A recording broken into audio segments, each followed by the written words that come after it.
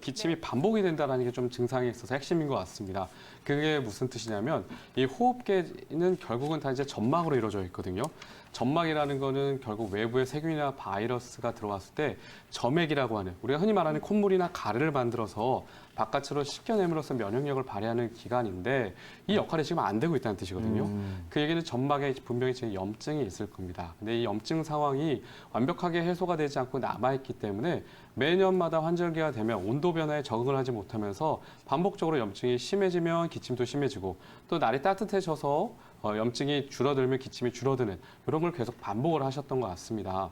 일단 이제 점막에 있어서 이제 위치가 좀 중요한데요. 이게 목을 기준으로 해서 이누부 위쪽이라면 이게 실제로 침 치료도 가능합니다. 직접적인 침 치료라든가 약침 치료를 통해서도 점막의 염증들을 제거해 줄 수가 있고요. 하지만 이제 이누부 아래, 이누 기관지, 폐에 이르는 이 부위까지로는 이제 침 치료가 어렵기 때문에 이때는 이제 한약 치료를 같이 병행을 해보시면 좋습니다. 한약 중에도 굉장히 소염 작용이 강한 좋은 약재들이 많이 있습니다. 이제 포공형이라는 약재도 굉장히 기관지, 이누부에 도움이 되는 약재고요. 그리고 황금이라든가 황령 같은 이런 소염 효과가 뛰어난 약재들을 잘 활용해 보면 극복하는 게 불가능하지는 않습니다. 그래서 이비인후과적인 그런 치료에만 의존하기보다는 매년 반복돼서 지금 알레르기 상황까지 진행이 되셨다면 한의원에 방문하셔서 치료를 받아보시는 게 어떨까 싶네요.